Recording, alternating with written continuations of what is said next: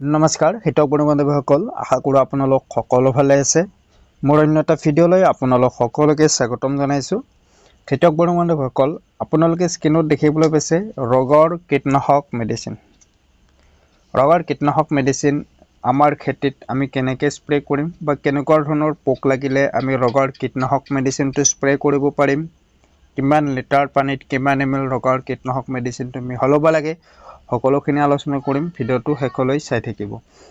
ভাল লাগিলে লাইক কৰিব শেয়াৰ কৰিব কমেন্ট কৰিব লগতে চেনেলটো সাবস্ক্ৰাইব কৰিব তো আহকচোন খেতিয়ক বন্ধুবান্ধৱীসকল ভিডিঅ'টো আৰম্ভ কৰোঁ থৈ দিব নতুবা আপোনালোকে মাটিৰ তলত বটলটো পুতি থৈ দি দিব যাতে সৰু ল'ৰা ছোৱালীবিলাকে বটলটো হাতেৰে লাৰিব নোৱাৰে এইখিনি আছিল ৰোগৰ কীটনাশক মেডিচিনৰ ওপৰত আপোনালোকে ভিডিঅ'টো চাই ভাল পাব তো ভাল লাগিলে লাইক কৰিব শেয়াৰ কৰিব কমেন্ট কৰিব লগতে চেনেলটো সাবস্ক্ৰাইব কৰিব পাহৰি নাযাব খেতিয়ক বন্ধুবান্ধৱীসকল কিয়নো খেতিৰ লগত জড়িত মোৰ এইটো ৰিভিউ চেনেল যে মই সিডবিলাক বা পেষ্টিসাইড কীটনাশক মেডিচিন কোনটো মেডিচিন কি কামত হয় এইখিনিৰ বিষয়ে আপোনালোকৰ মাজত আলোচনা কৰোঁ বা ভিডিঅ'ৰ মাধ্যমেৰে আপোনালোকক জনাই দিওঁ আৰু যদি আপোনালোকে আগলৈকে এনেকুৱা ভিডিঅ' পাব বিচাৰে তো প্লিজ চেনেলটো সাবস্ক্ৰাইব কৰিব আপোনালোকে সকলোতকৈ আগত ভিডিঅ'ৰ নটিফিকেশ্যনটো পাই যাব তো ধন্যবাদ জয় অসম হেতক বন্ধুবান্ধৱীসকল এইটো হৈছে 100 ml বটল ইয়াৰ কোম্পানী হৈছে FMC আৰু ইয়াত যেটো কেমিক্যাল আছে ডিমোথেট 30% AC হেতক বন্ধুবান্ধৱীসকল ৰোগৰ হৈছে এক স্বীকৃত কীটনাশক ইয়াক আমি আমাৰ খেতিত স্প্ৰে কৰো যেতিয়া কীট পতংগ আমাৰ খেতিডৰাত আক্ৰমণ কৰে ৰোগৰ হৈছে বিভিন্ন প্ৰকাৰৰ কীট পতংগৰ বিৰুদ্ধে কাৰ্যকৰী কীটনাশক ৰোগৰ কীটনাশকে বিভিন্ন ধৰণৰ কীট পতংগ নিয়ন্ত্ৰণ কৰে যাৰ ভিতৰত আছে এফিড থ্ৰিপ মাইট বগামাখি পাতৰ ফৰিং গুৰু পুলু আৰু স্কেল লগতে ৰোগৰ কীটনাশকে চুহা কীটৰ বিৰুদ্ধে শক্তিশালী সুৰক্ষা প্ৰদান কৰে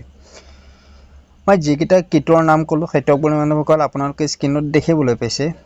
ফৰিং আমাৰ খেতিডৰাত ফৰিং পোক পৰিলে ৰোগৰ কীটনাশক মেডিচিন স্প্ৰে কৰিলে সেই পোকটো নাইকিয়া হ'ব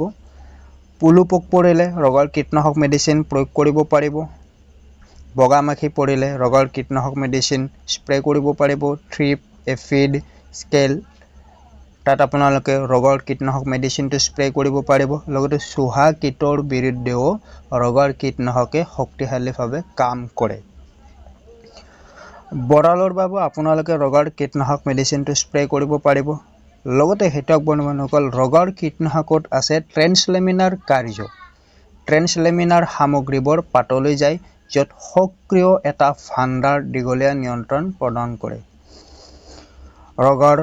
স্প্ৰে কৰাৰ পিছত উদ্ভিদক বহু দিনলৈ সুৰক্ষা প্ৰদান কৰে ৰোগৰ কীটনাশকে এবাৰ ৰোগৰ কীটনাশকটো স্প্ৰে কৰাৰ পিছত উদ্ভিদজোপাত বহু দিনলৈকে কীটপতংগই আক্ৰমণ কৰিব নোৱাৰে এতিয়া কিমান লিটাৰ পানীত কিমান মিহলাব লাগে তো হেতক বন্ধুবান্ধৱীসকল 1 লিটাৰ পানীত 2 ml কে মিহলাই আমি আমাৰ খেতিডৰাত স্প্ৰে কৰিব পাৰিম 1 লিটাৰ পানীত 2 ml ইয়াতকৈ আপোনালোকে বেছিকৈ নিদিব যদিহে আপোনালোকে 3 ml 4 ml দি দিয়ে তো আপোনালোকৰ খেতিডৰাত কিছু ক্ষতিৰ সন্মুখীন হ'ব পাৰে